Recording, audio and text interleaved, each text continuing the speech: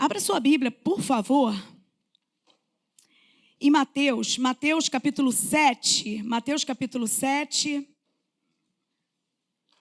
a partir do versículo 24. Mateus 7, a partir do versículo 24.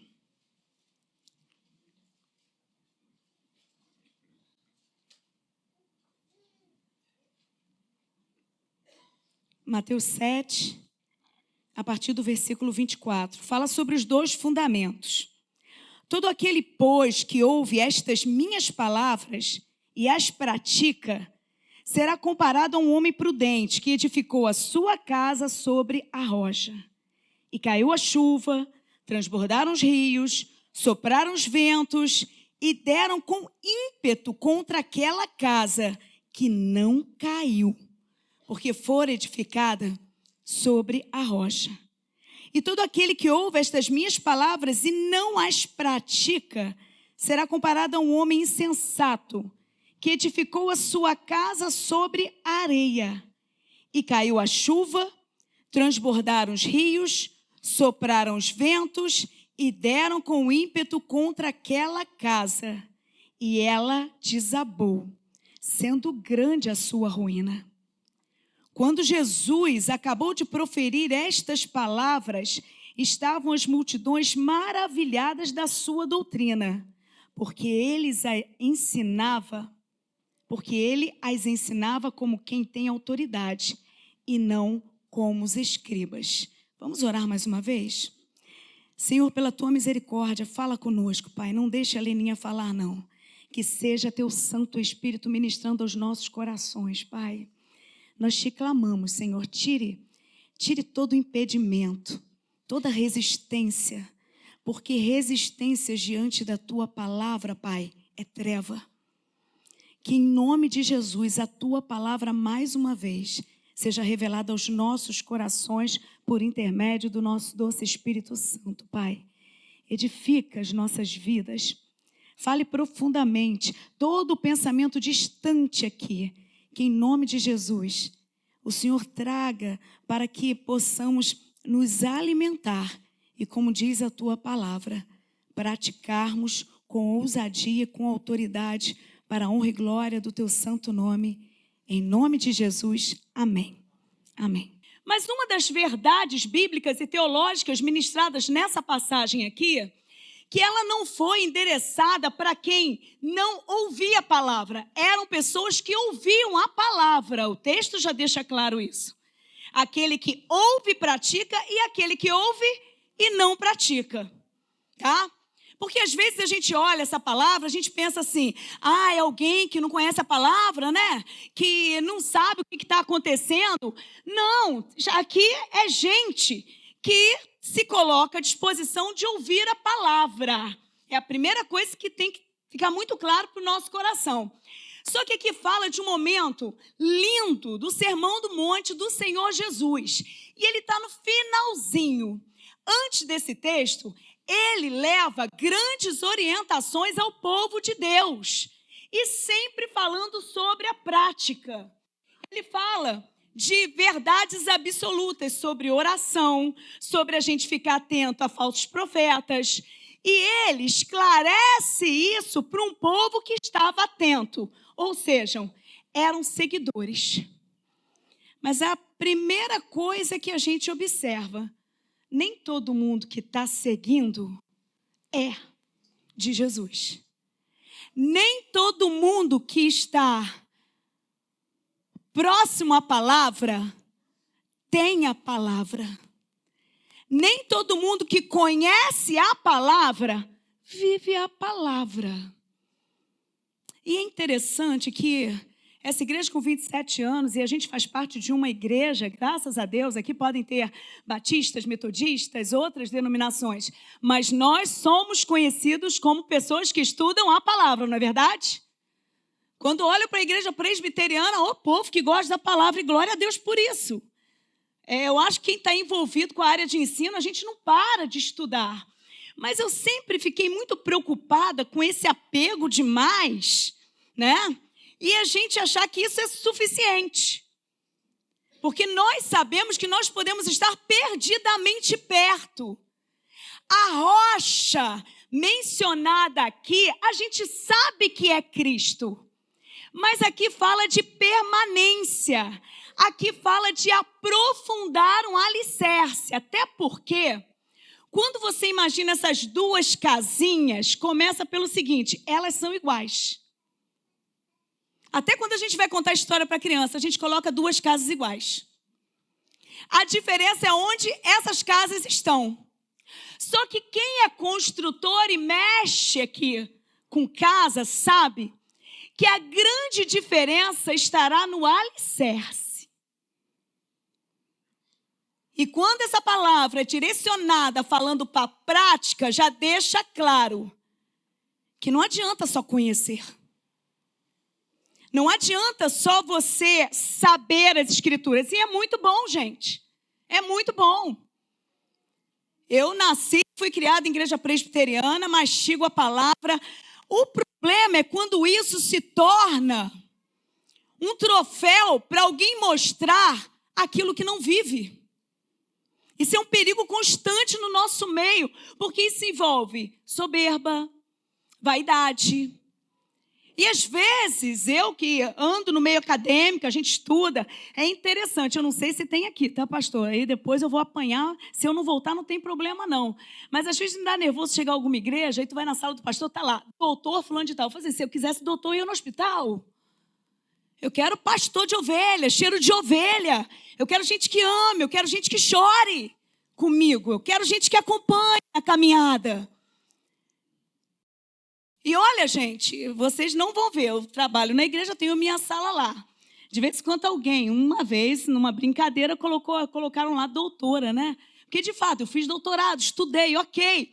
Mas não me coloca isso que me dá nervoso. Porque quando eu vou para o hospital, ninguém fala assim, a senhora é doutora ou não é? Eu chego lá no hospital do câncer, a senhora é pastora ou missionária? Porque eu só vou ouvir de pastora. Não. A palavra de Deus é a palavra que vai, não é a gente. E a maior pregação é a nossa própria vida. Por isso, nós precisamos ter cuidado. Se a gente não está perto, mas não dentro da palavra, porque você pode me trazer todos os teólogos, os maiores teólogos. Mas eu quero deixar bem claro, gente, que o diabo sabe Bíblia mais do que qualquer teólogo. E nem por isso deixou de ser diabo.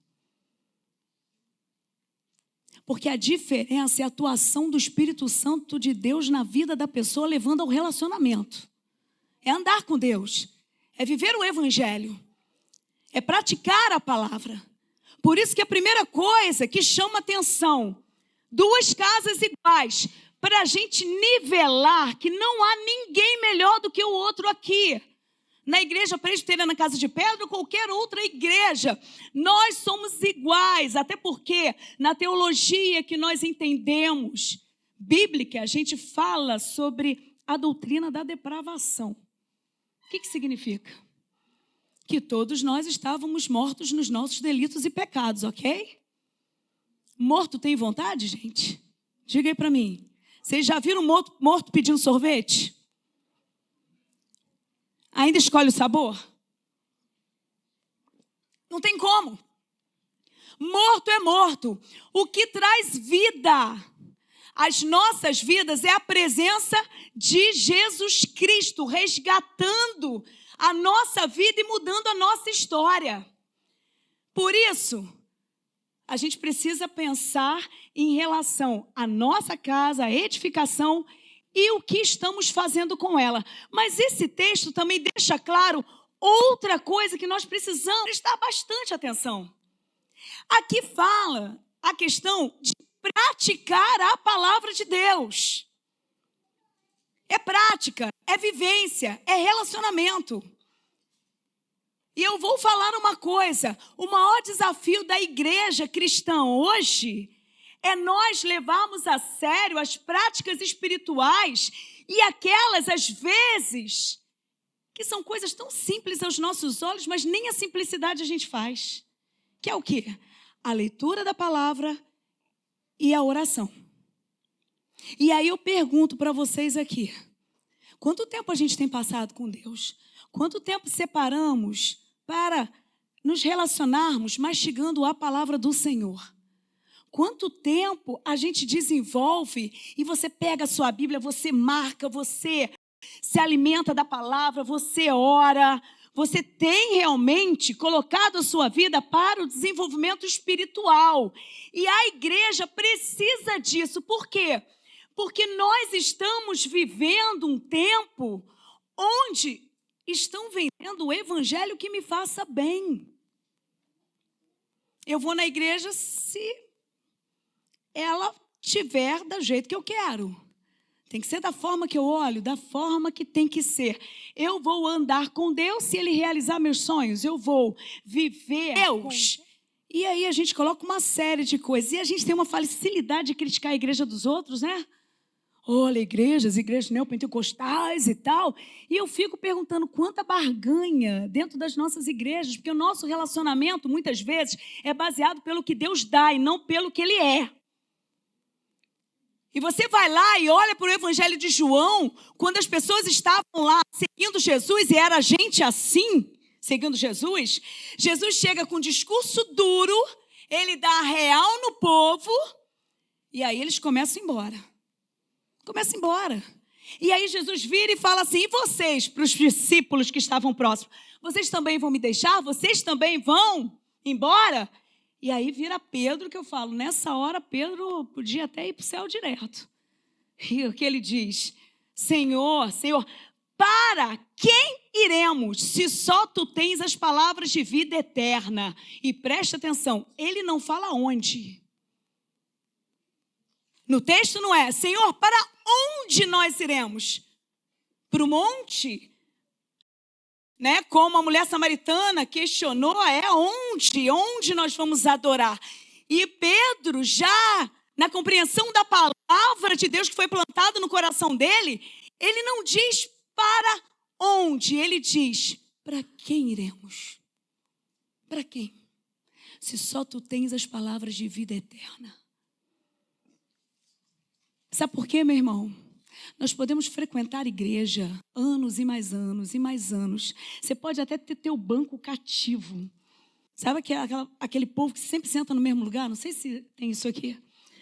Lá na catedral tem um povo que sempre senta no mesmo lugar. Quando morre, ninguém quer sentar nesse lugar. É.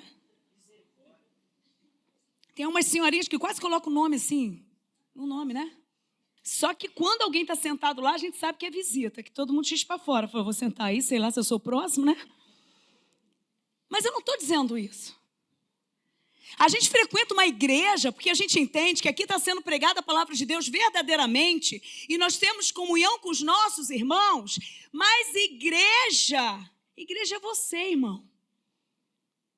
Igreja é você. É importante você estar aqui, é bíblico.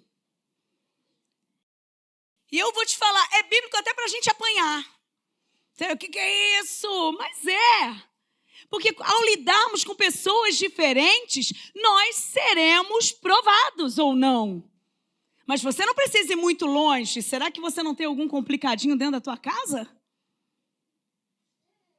E a palavra de Deus também deixa claro aqui que todos somos iguais. Nós somos miseráveis pecadores, a graça que nos alcançou, não porque nós merecíamos, mas porque Ele se revelou em misericórdia e Ele nos amou primeiro. E aí Ele apresenta o Evangelho para as nossas vidas, pagando alto preço, e você se entrega, você compreende porque você recebeu a iluminação do Espírito Santo para caminhar uma vida santa. E aí, meu irmão, que você começa a construção da casa. É aí que você começa. Porque você pode deixar a casa bonita para todo mundo ver. Você deixa, você dá uma aparada, você dá uma pintura. Chega perto do Natal, todo mundo quer dar uma limpeza na casa, organizada, né? Eu tenho uma moça que trabalha lá em casa, que ela é muito assim, ela fala uns negócios que eu morro de rir, mas às vezes eu falo assim, sei lá se isso é sério, né? Por exemplo, ela olha para o jardim da minha casa, e ela é de uma igreja, né? neopentecostal, ela olha para o jardim. Se o jardim estiver feio, ela fala assim, essa casa é igual o coração do dono, hein? Aí eu falo assim, é o Jorge. Ele é responsável. Então, assim, ela olha para o meu armário, se não tiver arrumado, olha só, gente. Ó, o armário. Ai, meu Deus do céu. Agora tem que ficar fazendo faxina e tudo. O tempo todo, colocando as coisas em ordem. Mas, na realidade, na nossa vida espiritual, a gente tenta dar uma limpada, deixar tudo bonito, que afinal de contas, nós vamos na igreja, todo mundo vai ficar olhando nossa vida, né? Nós vamos dar uma garimpada. Só que aí vem onde nós somos provados. Aqui fala que essas duas casas, elas passaram por chuva, vento, tempestade, pancada da realidade. Porque nós estamos no mundo caído. Talvez algumas pessoas venderam essa intenção de você imaginar que o evangelho, o crente, quando entrega o Senhor Jesus à sua vida, vai estar dentro de uma bolha e você não pode sofrer, porque afinal de contas você é de Cristo. Mas quem disse que o Senhor Jesus mentiu em sua palavra? Gente, está tudo aí, está tudo explicado. Esse mundo tem as marcas do pecado para tudo quanto é lado. Esse mundo, nós sabemos que nós não pertencemos a ele. Se a eternidade foi plantada no teu coração, essa vida vai ser breve. Daqui a pouco você vai estar na glória. 27 anos. Será que você vai estar aqui há 27 anos? Será que você vai estar aqui daqui a 10 minutos, 5 minutos? A gente não sabe. A gente não sabe. Mas é interessante que quando a gente olha para essas adversidades que esse texto deixa claro, ele fala da permanência em Cristo, independente da chuva, do vento, das tormentas, independente das pancadas. E eu não estou falando você ser membro de uma igreja, ser firmado em Cristo e você se aprofundar em Cristo. E o que esse texto diz para a gente? O aprofundar é na palavra. É você conhecer e praticar. E a gente leva um susto nisso. Porque quando nós olhamos as igrejas, no geral e nesse sentido de barganha, o que tem de crente adoecido emocionalmente não é brincadeira, gente. Nós somos desafiados todos os dias porque tem lutas violentas que nós atravessamos. Tem gente marcada por muita dor. Ontem eu estava em Campos, eu ouvi relatos de histórias e eu falei assim, meu Deus. Uma mãe que chega para mim e fala assim, Leninha, eu estou ouvindo todos os dias a tua live. E eu vi o nomezinho dela lá e ela disse assim, tem vindo cura para o meu coração. E eu, glória a Deus, minha irmã, louvado seja Deus. E ela vira para mim e fala assim, não tem muito tempo, eu perdi meu filho de 17 anos que foi baleado. Estava na praia, num assalto, e ele foi morto. E eu fico imaginando, gente, como essa pessoa atravessa uma dor dessa. Só a graça de Deus, irmão. Só a graça de Deus. Eu lembro de situações que eu tive que acompanhar, que eu falo assim, misericórdia. De uma mãe que eu estava lá, fiz o velório, que o próprio ex-marido, pai das crianças, tirou a vida dos seus próprios filhos no dia do aniversário da ex-mulher. Uma atacou pelo oitavo andar, o outro esfaqueou o próprio pai. Eu fico pensando como ela vai continuar. E aí a gente vê o desenrolar da história, a presença do Espírito Santo e levantar essas vidas no entendimento que Deus não desperdiça a dor e ainda levanta essas pessoas para levar o evangelho independente da tempestade, independente da luta. Porque o Espírito Santo fala aos nossos corações nessa noite que Ele sabe exatamente a dor que você atravessa e que muitas vezes você não tem nem coragem de contar. Ele sabe das histórias mal contadas sobre a tua vida. Ele sabe tudo o que você já passou.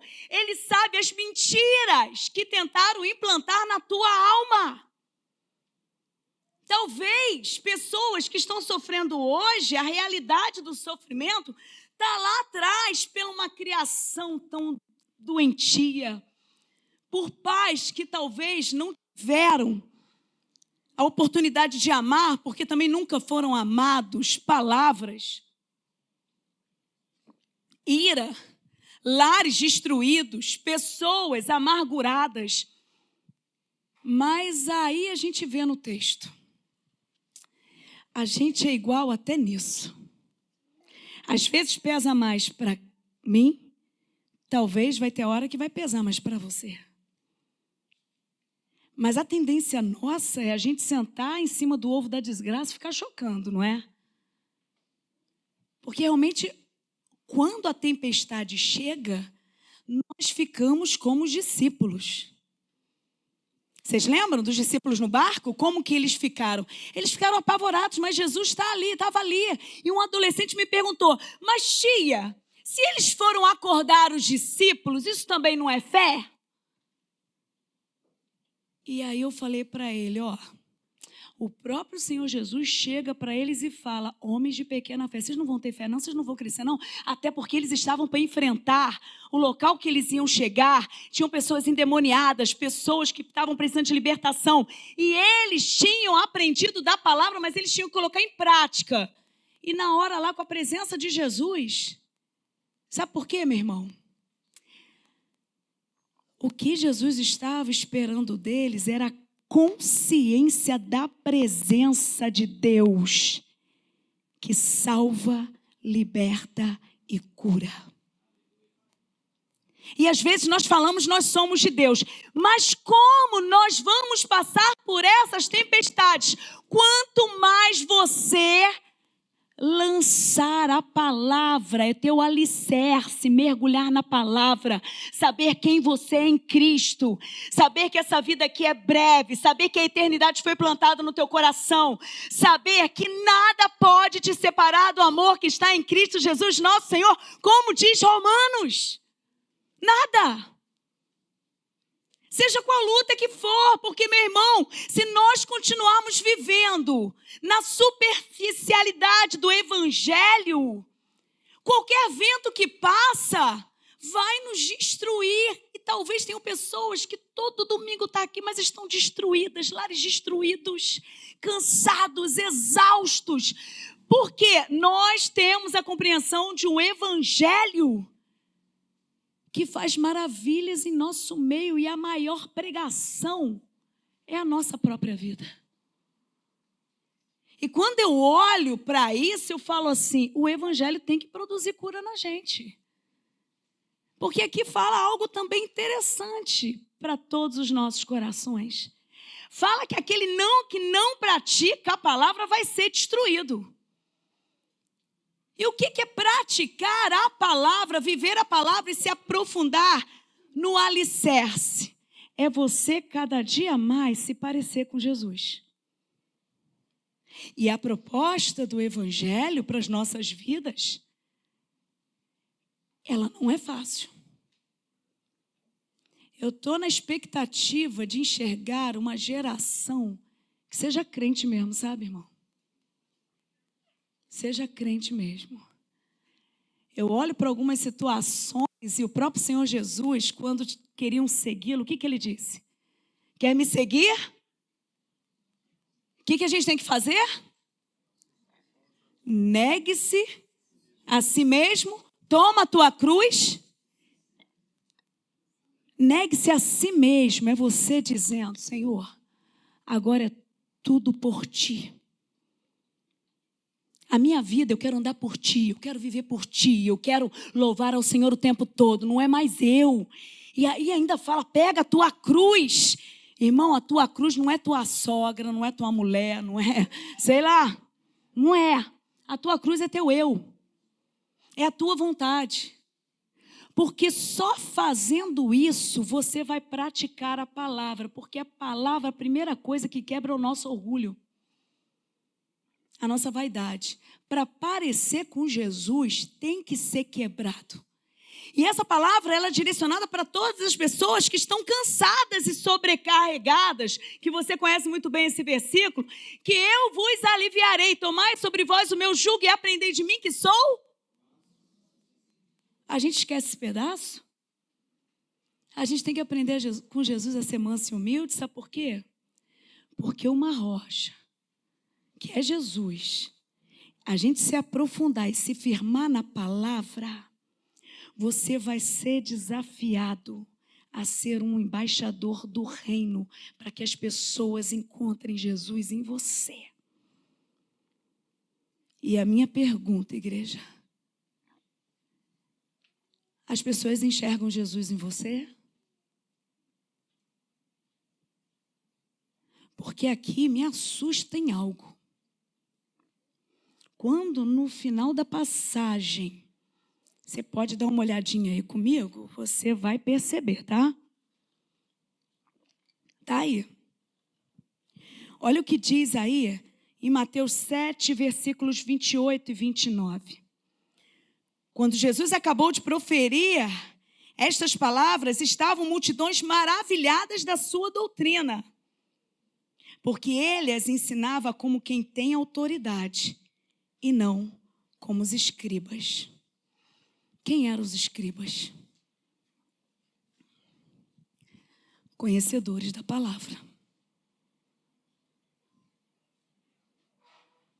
Gente que lidava com a palavra, passava para o povo, transcrevia a palavra, mas eles viviam na lei.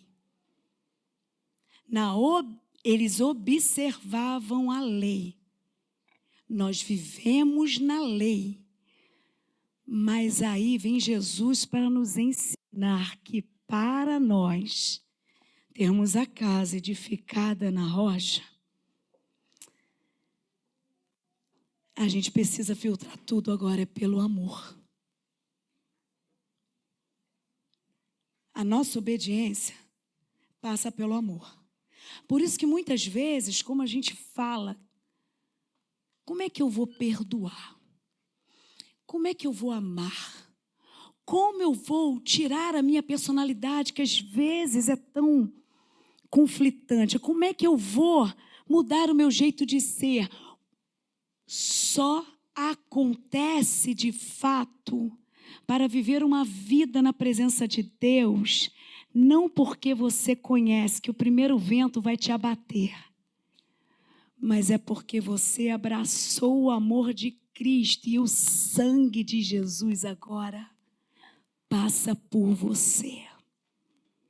Não é porque você consegue, é porque Ele vive em você. Não é porque você tem força, mas porque a força dele está em você. Não é porque você consegue a alegria desse mundo, mas é porque a alegria do Senhor que é a nossa força. Esse é o alicerce firme na rocha, porque aí a gente não vai mais viver pelo que a gente vê, mas pelo que a gente crê. Aí, meu irmão, passa vento, vem tempestade, você entende como um desafio para você mostrar a esse mundo quem é Jesus. Como? Através da tua vida que está firme na rocha, agarrado na rocha, o alicerce é profundo. E eu lembro, gente, nas minhas idas para o Nordeste, uma das coisas que mais me chamava a atenção, sabe o que era? É que você chega ali no Nordeste, quando a gente fala de seca, é seca mesmo, irmão. A paisagem é devastadora. É algo assim que mexe com a gente, que parece que você olha, não tem vida ao teu redor. Tem lugares ali do sertão que eu já filmei diversas, é um negócio assim fora do normal. Parece que não tem planta, um lugar que você fala não tem nada. Aí você fala assim, tem cacto. Tem lugar que não tem nem cacto, irmão. E igrejas têm se levantado na igreja presbiteriana que eu fico abismada. Olha que coisa linda. Eles perfuram poços e que eles vão se aprofundando, aprofundando, aprofundando até jorrar água. Até jorrar água. Você sabe que você está num lugar de seca e você vê crianças quando a água dá aquela espirrada, a primeira espirrada, assim, ó, e geralmente nós temos plantado lá em locais de escola, onde tem escola. É criança pulando para tudo quanto é lado de alegria. De alegria. É criança sabendo que a água, por mais que as pessoas dissessem, não tem jeito, aqui é seca, não vai dar nada. E colocaram na cabeça delas que elas também nunca seriam nada. Mas a partir do momento que elas viram água jorrando, é como se elas entendessem, pode brotar coisa boa daqui. E assim é o nosso alicerce, apesar das nossas lutas, das tempestades, o Espírito Santo ministra o teu coração, que Ele é a água da vida também. Para tirar você daquela mente cauterizada, que você conhece, mas você não vê nada andando na tua vida. E quantas vezes eu atendo pessoas assim que a vida não anda. Estão na igreja, conhecem a palavra. E são vidas tão feias, famílias feias, pessoas amarguradas, pessoas sem sorriso, porque deixaram de filtrar pelo amor. E esse texto finaliza dos escribas exatamente por causa disso. Por quê? Porque eles eram conhecedores. Mas o Senhor Jesus estava dizendo, está todo mundo admirado, né? Todo mundo está vendo mover, todo mundo está vendo sinais. Mas o desafio é vocês, na pessoa de Cristo, encontrarem autoridade espiritual. E a autoridade é para vidas alicerçadas no Evangelho de fato. Não o Evangelho que me faça bem. Não. Porque tem pessoas que têm pouco contato com o Evangelho e a vida é tão transformada, irmão. Tão transformada. Toda vez que eu olho para o texto da mulher samaritana, eu fico perplexa. Perplexa. Por quê? Você vai lá para o Evangelho de João, está lá. Jesus não precisava ter passado por lá. Não precisava. Ele podia ter feito outro caminho. Mas Jesus foi lá por causa de uma pessoa. Às vezes a gente quer tanto seguidor, né, nas redes sociais. Jesus foi lá por causa de uma pessoa. Uma pessoa. E aí começa o diálogo com aquela mulher. E todos nós sabemos, olha o que é cura do Espírito Santo. Todos nós sabemos que aquela mulher foi lá, que horário, gente? Que horário? 12:00. A gente sabe, né? Que ela foi lá porque ela não queria ver o quê? Gente. Você já aconteceu isso contigo? Aqueles dias que você está assim? Como as minhas filhas falam isso, você chega ao cúmulo que tu não quer ter mais contato social. O adolescente fala muito isso. A minha carga já foi embora. Ela não queria ver gente. Por quê? Porque ela tinha sido abusada sexualmente, emocionalmente. Ela era olhada de qualquer jeito. Ela era desprezada, rejeitada. As histórias eram amargas. E ela ia lá porque ela não queria ver gente. Ela estava cansada. E aí ela chega lá e Jesus chega. Não era para ser. Aos olhos humanos não era. Mas ele decide por ela. Como pode estar decidindo por alguém aqui?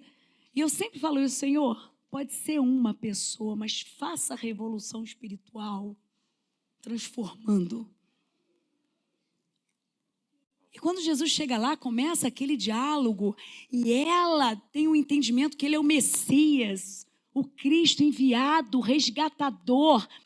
E os seguidores, os discípulos de Jesus tinham ido comprar comida, não estavam lá com ele. E Jesus começa a se revelar como Messias, se apresenta como Messias. E ela começa a abraçar aquela palavra que era a água da vida. E ele diz, se você beber dessa água, você nunca mais terá sede. E essa mulher é confrontada pela palavra. E no final, eu só estou dando a ilustração, a Bíblia diz que ela larga os cântaros, o vaso que ela estava levando, né? Para recolher a água, ela deixa para trás. E sabe o que ela faz? Ela corre para a cidade dela. Ela corre para ir de encontro a todas as pessoas que ela não queria ver. Ela voltou para a cidade dela para falar de Jesus. E é interessante, né? Ela não queria ver. Mas olha o que a cura proporcionou. Não interessava mais o que as pessoas achavam dela. A cura foi tão preciosa que ela parou de se ler pelas pessoas. Porque às vezes tem pessoas que passam a vida toda se lendo pelo outro. A vida toda. E ela largou o cântaro, foi para a cidade, começou a pregar, a falar de Jesus. E está escrito na palavra, ela ganhou praticamente a cidade inteira para Jesus. Ela foi confrontar a dor dela, ela falou com a autoridade de quem conhece. Por quê? Porque ela dizia, Ele transformou a minha vida, não vejo mais como eu via, eu não falo mais como eu falava, eu não ando mais como eu andava. E olha que ela foi confrontada, porque no momento que Jesus olha para ela e fala assim, vai lá, chama teu marido. E ela diz, eu não tenho marido. Ele vai na ferida, né? Ele podia ter colocado um assunto mais leve para ela, mas não. Bem disseste, você teve já vários, né, filha? E ele começa a ministrar ao seu coração, dizendo, o vazio que há na sua alma só será preenchido pela água da vida. E eu estou aqui para preencher e para mudar a tua história. Porque pare de dependências emocionais. Quem te completa sou eu. Eu sou o teu alicerce. Eu sou aquele que vai mudar a tua história para que você se transforme em igreja. E essa mulher vai de encontro à cidade, prega o evangelho, a ponto de muitos se converterem. E lá na frente do texto, pelos capítulos 5 e 6, os samaritanos falam, a gente seguia pelo que você tinha falado, mas agora é porque nós estamos vendo e vivendo e nós queremos é Jesus. E casa de pedra, ou você que é de qualquer igreja, porque nós entendemos pela palavra de Deus, foi ministrada na ceia, é reino. É reino. Lá no céu não vai ter plaquinha não, irmão. É reino. Porque a igreja está firmada em Cristo. E eu pergunto, como anda o seu mergulho para aprofundar o teu alicerce? Porque, meu irmão, eu e você, a gente tem facilidade para a gente estremecer na base, porque a gente não está tendo aquele relacionamento profundo. Por quê? Porque quando você está mergulhada nele, você vai chorar porque te perseguem? Vai. Você vai passar por tristezas porque chega uma péssima notícia? Vai. Você vai ter a dor no coração porque você sonhou e às vezes deu tudo errado? Vai. Mas o Senhor disse para você, independente do que você passar, tem bom ânimo, você está firmado em mim. A palavra vai transbordar no teu coração, a ponto de Deus nem desperdiçar a tua dor.